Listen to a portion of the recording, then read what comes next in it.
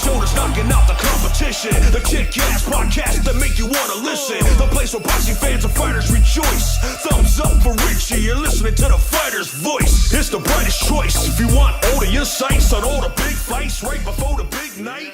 Backstage news, exclusive interviews, and predictions on the fights who will win or lose. No other show comes close, and you know it's true. Every fighter got a voice, and so do you. Now you're tuned into TFE. It's the fighter's voice with Richard Ortiz. Let's go. It's you rock, boy. Good evening, ladies and gentlemen. I'm your host, Richard Ortiz of The Fighter's Voice, the only voice that matters, and it's good to be back. And since we're back, none other than our first guest back, ladies and gentlemen, is the new WBC super lightweight champion of the world. Let me correct myself. Two-time. That's his new nickname. I texted him today and I said, hey, good afternoon, two-time. Ladies and gentlemen, and I'm talking about the one, the only, Mr. Rigaroo himself, ladies and gentlemen, Regis Prograis. How you doing, Regis? Welcome to The Fighter's Voice, my man. All good, brother. Everything all good, bro. Can't complain about nothing. Everything perfect. Regis, my first question is this. Let's knock this out, so to speak. You get it, knock it out. Did you get all your bread? I got everything, bro. I'm good now. Yeah, at first, I deposited a check, and it was a problem with the bank and stuff like that. The bank hit me and said, they just told me it was the check bounced and stuff like that. So then, I called my manager. He's on the West Coast, so I called him early in the morning. He wasn't waking up, so I just tweeted something, bro. But that kind of blew up. It blew up out of proportion. It's everywhere. It was all over. People was doing YouTube videos about it and stuff like that.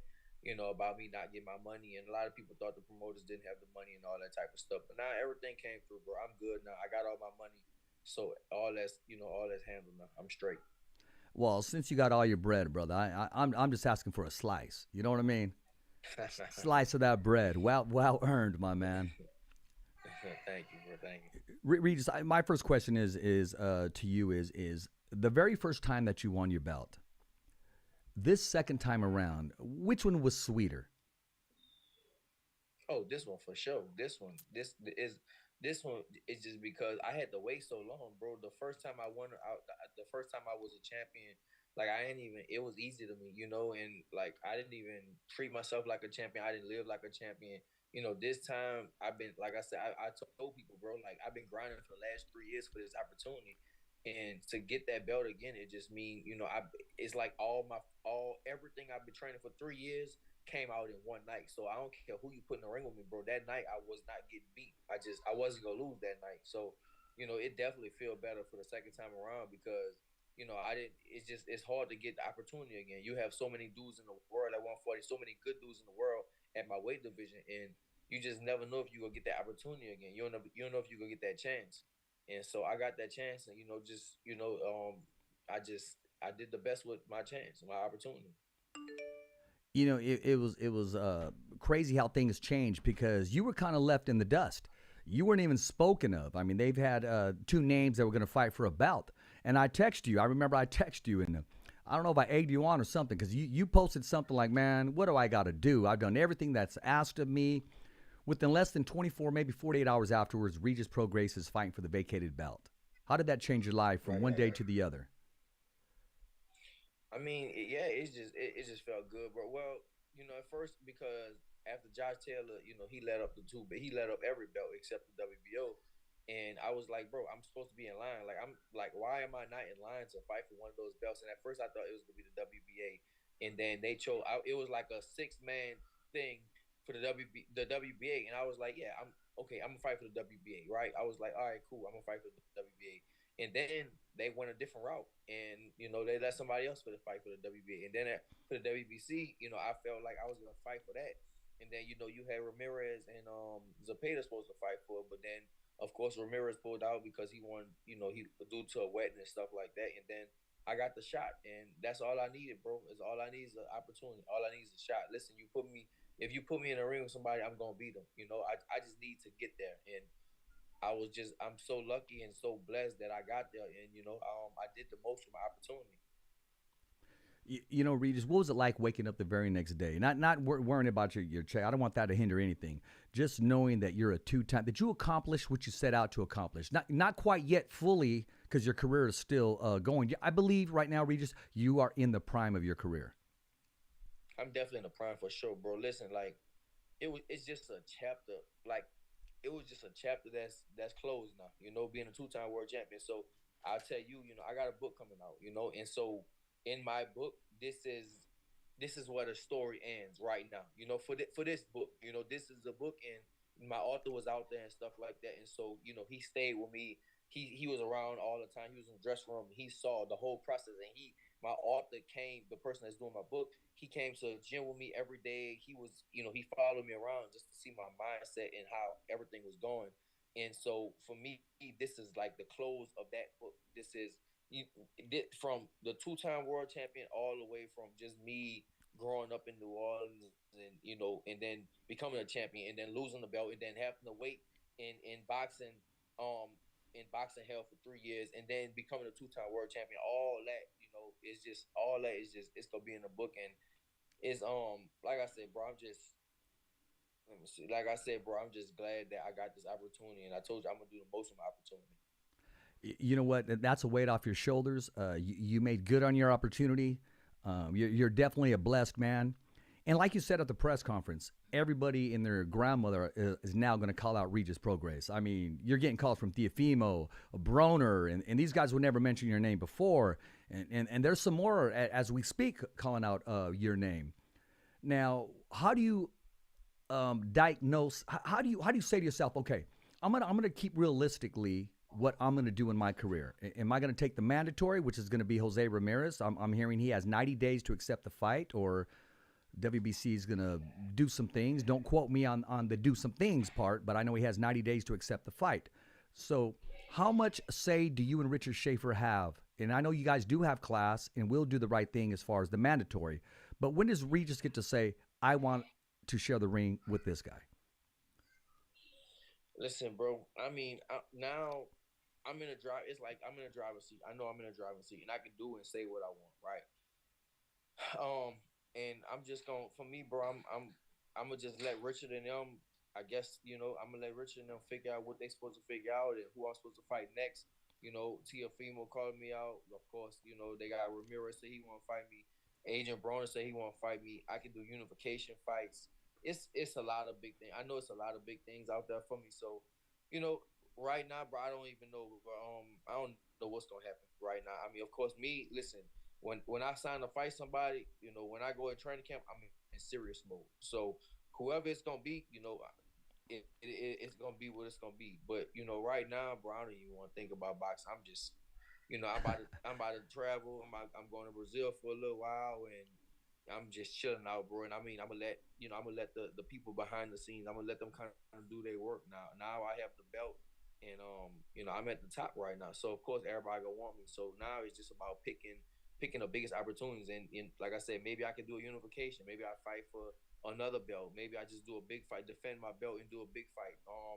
So we'll see. But I think that no matter what next fight, no matter what I do, it's gonna be a big fight, no matter what. So we just trying to figure that out, bro. Okay, I'm going to ask you one thing, and then we'll move on from this. I'm either going to squash this because I don't want to keep hearing this all the time. I'm just going to ask you this right now. Are you willing to come to Fresno, California, and fight Jose Ramirez?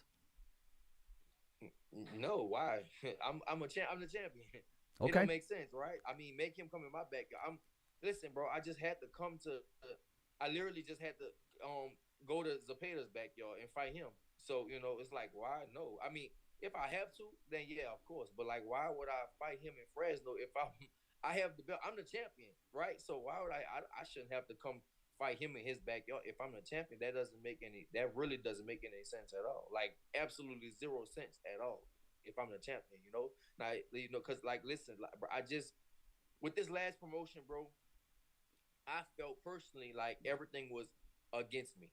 I felt that it just was, the people really wanted Zepeda to win. I know Zepeda's cool with the dude from Arm Nation. That's his buddy. That's his friend. So they really, they really, I think they really wanted him to win, and they put the fight in L.A. And I was cool with putting the fight in L.A. He's from L.A., but I was cool with putting the fight in L.A. because listen, I lived in L.A. too, and I got a lot of support out there and stuff. But of course, when the crowd was pro Zapata, bro. Like it was, I think the official count was like 4,500, and I probably had 50 people in there. So you talk about the rest of the people, they was most of the people they was for him. If you look at the thing, the big on the banner, his name was Zapata was real big, and then you had a little bitty Prograis underneath it, right? Then you had he walked out second and all that stuff. So all that was set up. It was set up for him, right? Everything was set up for him. And I just I came out on top, bro. Luckily, I came out on top. I'm just grateful for that. But so, I wouldn't. I definitely wouldn't need to come to France. I wouldn't do that. I'm the champion. So, like he gotta now since I'm the champion, he gotta come to me. Whoever I fight gotta come to me. Regis, I'm gonna adopt some of your swag, man. I'm gonna adopt some of the attitude where I really don't care what people think, because I'm gonna offend some people right now, this moment. Where was anybody from the WBC representing you when you were there at the press conference? Well, they had people. Well, I mean, I you know what I'm talking about. I mean, where was the bells and whistles at for Regis Prograis at the press conference? Yeah, well, I think they had some people over there. I'm not gonna say that about WBC. They definitely had some people over there. I know Nancy and stuff like that. Nancy was represented. Nancy does her thing. And they have to be neutral and stuff like that. But I'm not talking about, for me, I'm not talking about the WBC. I was just talking about like with the promotion, like I know the promoters, they was cool. They was cool with Zapata, and that's fine, bro. I'm not tripping about that at all. For me, I went out, I had a job to do, and I went out there and did my job. But for me, it just seemed like a lot of stuff was going against me. That's all. It just seemed like a lot of things was it just seemed in that promotion, it seemed like a lot of things was, it was, I had my back against the wall, but I was prepared for anything. Listen, I wanted that belt so bad, and nothing was gonna hold me back. So it's like you can do whatever you want, bro. At the end of the day, like we still gotta fight, and that's it. Like that's why I love the sport. That's why I love boxing so much. I love the sport because we could do all that stuff, but at the end of the day, we still gotta fight. How tunnel vision were you? Did you hear the crowd? I mean, the crowd was booing when you came out. Right, I definitely heard the crowd. Of course, I definitely heard the crowd. Listen, bro, I had this was a lot of people. One of my partners, he called me today. He was like, "Bro, you look so good in that fight. This was your best fight." And I think it's because I had so much fun. I was home. Like I just felt so good in that fight. Like I was smiling. I don't know if you saw the walkout, but when I walked out, I started smiling, bro. Like my smile was, my teeth was all the way out, bro. Like I was smiling because I was enjoying myself. I really like the happy fighter is the best fighter. So I was really enjoying myself in that moment in a dressing room before the fight, like everything. The worst thing about the fight was of course the weight cut, and the weight cut wasn't even that hard. I'm gonna start putting the new episodes on YouTube, like the before and all that stuff, like what we was doing. You'll see my mood and stuff like that. Even during the weigh-in and stuff, I'm playing like me and all my people in the room playing around. Me and my son shadow boxing, playing around and stuff like that. So, and that was the hardest thing about the fight. But the fight was, listen, I'm not gonna say the fight wasn't easy. The fight was definitely a tough fight, mentally and physically. But I had fun, bro. I really felt home in that fight. Well, one thing that will help you with that weight cut is that fighter's voice hoodie, man. I mean, that's definitely going to help you out a little bit, keep you warm, and Right. I do want to say this. From watching your videos, Regis, meeting your family, it's like I knew them all. From watching the videos, your grandma, your father, your sister, of course, your wife. We saw your little boy, just having fun. Dank. I mean, Dank got all the bread too, because he was over there betting people, and he kept it 100, man. Yeah, and that's one dude that got your back. Yeah, that's my people, bro. Like the one thing about me, listen, bro. Like me, the people I be around, like I've been around these dudes for like 20 years. Like it's not no people that just came, like didn't come up with me, bro. I've been with these dudes before I even thought about putting on a boxing glove. You know what I'm saying? Like Dank and all them, bro. I've been around these dudes since we was like little kids, 10, 11, 12, 13 years old. like running around in the streets in New Orleans, bro. Like I've been around these dudes for a long time, so they've really seen like everything. Not just what I'm saying, not just boxing. Like they literally seen everything. So with my people, bro, we've been around for a long time, and that's just how we rock. It's not even friends, bro. That's like my real brothers. Like you can't like blood couldn't even make us closer. No, I get it and I see it, and they'd more than support you. I mean, they had your back 110%. Now, you mentioned Josh Taylor, and you may have to go to England for that one. Is Team Prograis ready to head down there again? No, nah, I'm not doing that. Listen, I'm the champ, bro. I'm not going to England. That's just it's not happening. I'm not going there. I want to fight Josh Taylor. I do want to fight Josh Taylor again. If any fight, the one I want the most is definitely Josh Taylor too.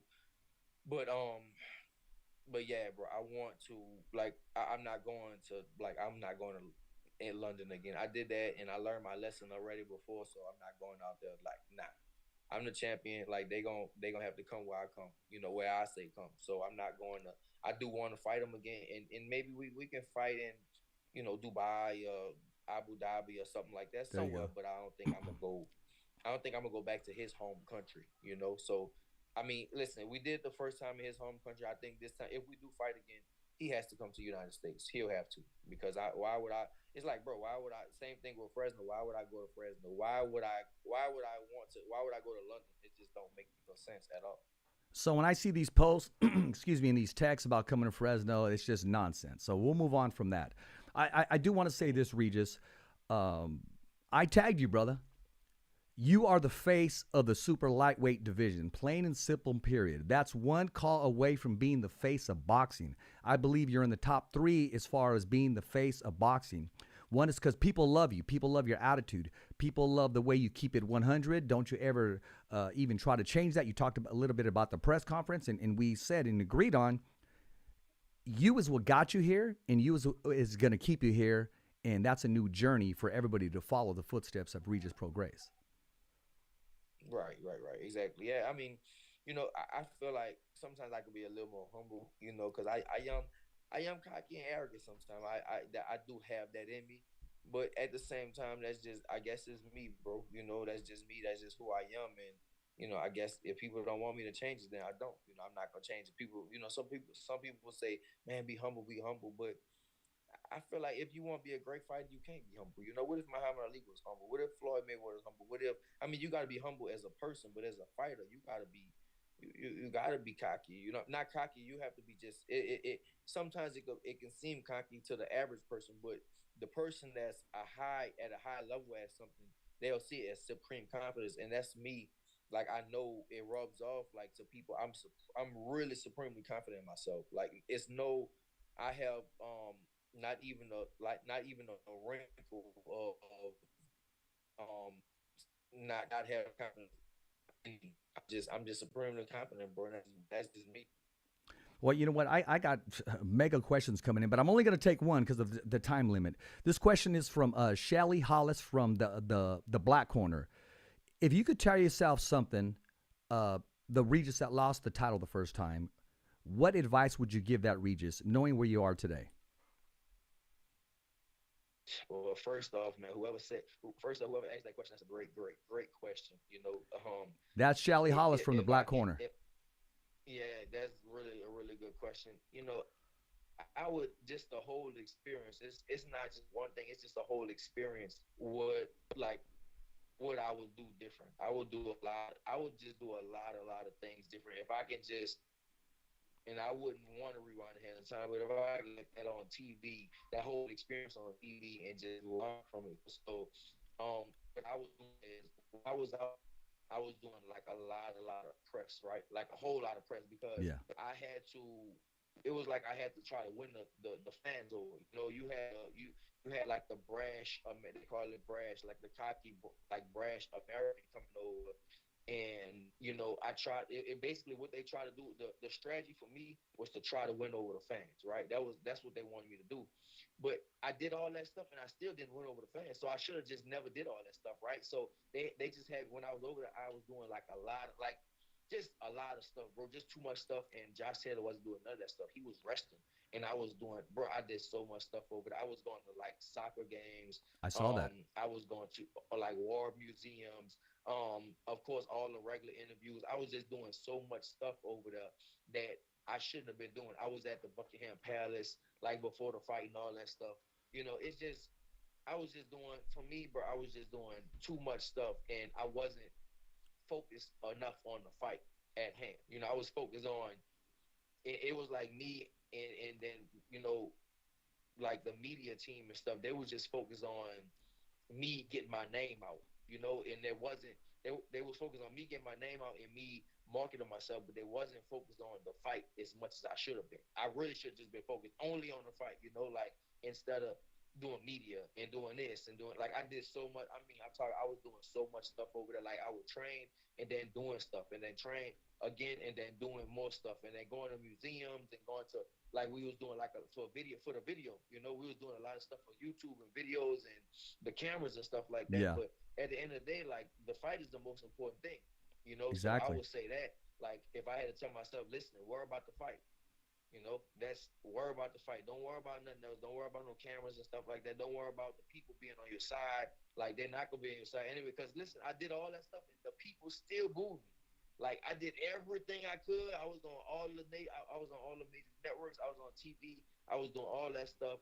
And like I said, museums. I was going downtown London. I was on boats when it was cold.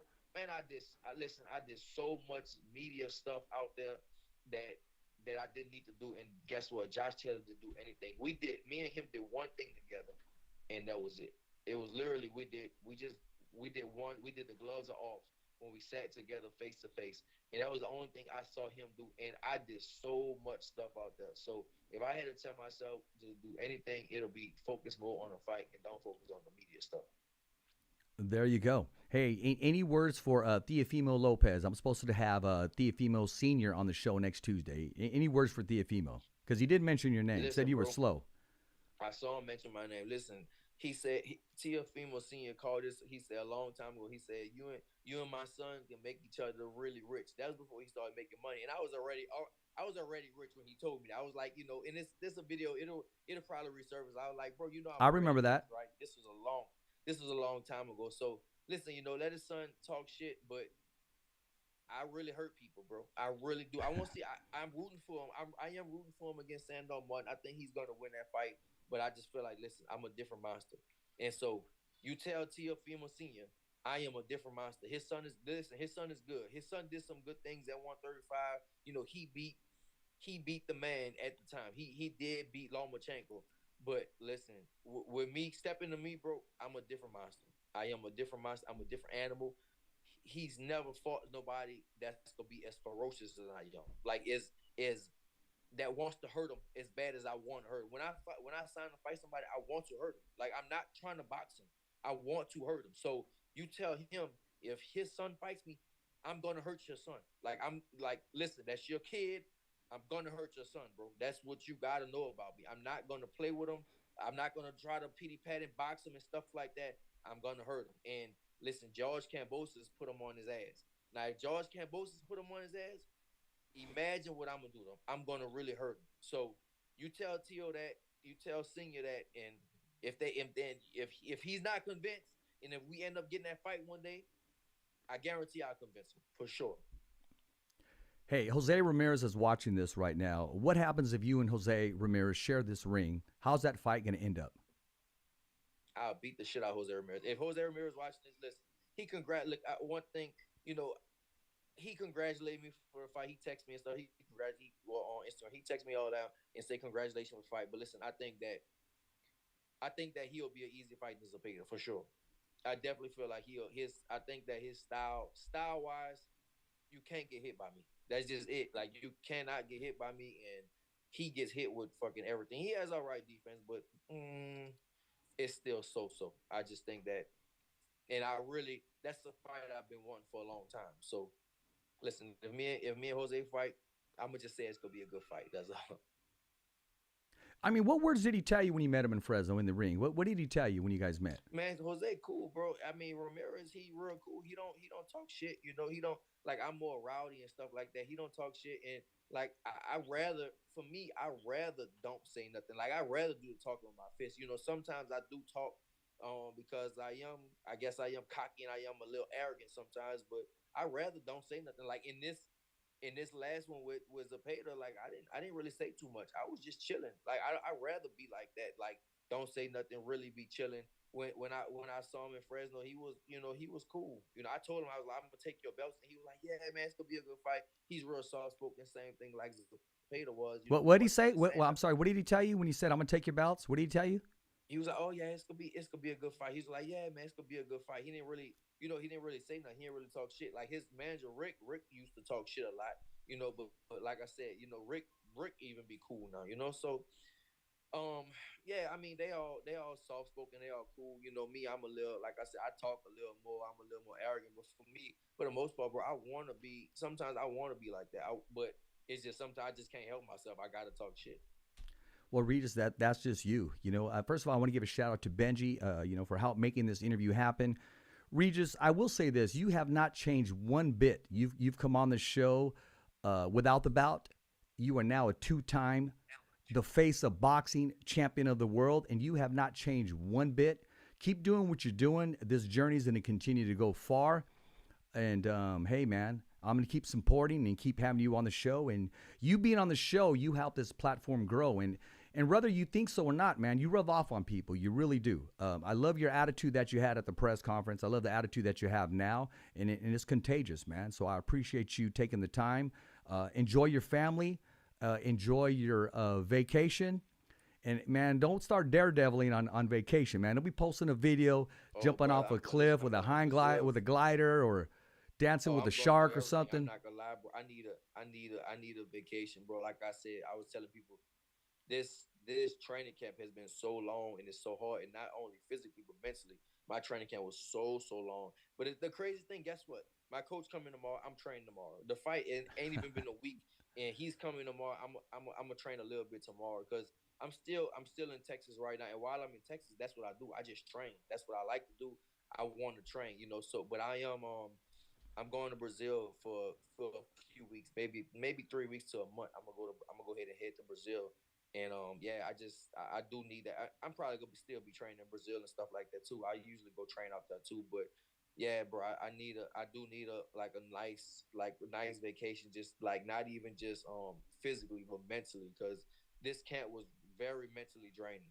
This camp was very very hard, very mentally draining. So now I'm just I definitely need a good break.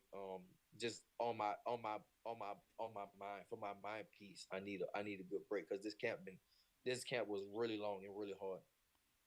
Well, when you're training tomorrow, man, hey, rock that Fighter's Voice hoodie, man, because if you look right now, I got that red one on, the Rigaroo, man. I see that, bro. I like it, bro. Thank you, brother. I see that. Man, yeah, of course, man. Listen, bro, I wore your hoodie today.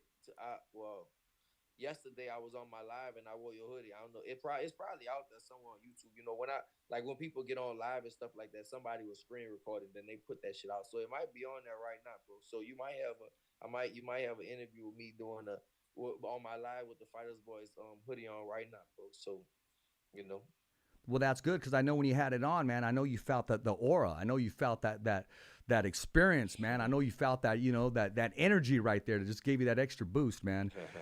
Listen, Regis, I'm going to let you go, man. You're a class act, man, from start to finish, man. Keep doing what you're doing. And, I don't see it as a fighter-host relationship, man. I see it as a friend, man, especially when I met your family. It's like I knew them all from your videos. Because don't think I don't tune in, man. You tag me on them. You send them to me. I watch them, man. I don't just press like. I'm not one of those, I press like. No. I have to check it out. They have to earn the like, with me. So, man, I appreciate your time, man. And, hey, be careful, man. Hey, tag a brother when you're in Brazil, man. Even some video. I'll put it out there. Definitely I will. I got you, brother. So what do you got to say to all the fans and supporters that watch and support the two-time WBC super lightweight champion of the world, Mr. Rigaroo? You gotta say it right, but Rugaroo, baby. Oh, Rigaroo. You always say Rigaroo. You always say Rigaroo. Rugaroo. Well, thanks for correcting me. Rugaroo. Yes, Rougarou. Okay, I I'll mean, make I'm my just hey, thankful, Regis. bro. I'll make my lips just like yours too when I do it. Rougarou. Rougarou. Yeah, there you Rougarou. go. Rougarou. Yeah, I mean, Rougarou. all my All fans, right. I just thank y'all for supporting me. Even the people that supported me, even the people that didn't support me, that looked down on me, it's cool, bro. Listen, what I told people in the post fight press conference. Listen, I believe myself. It's a lot of people that believe me, bro. My mama, my daddy, my wife, my kids, my coaches. But guess what? It's nobody that believe me like me. Nobody that's gonna believe me like me. I believed in myself. You know, like 100%. No, not even a small percentage didn't believe in me. I believed I was gonna be here. So, like I said, for all my people that believe in me, thank y'all, and the people that did believe me, thank y'all too, because it just give me more motivation to climb high. There you are. You heard it from the man himself. As always, this is the best part of the show. I'm going to have Marv Nation on next, and then we're going to have Cepeda following him. But with you, Regis, it's always a wrap. Thumbs up for Richie, my man. All right, brother. I'll let you.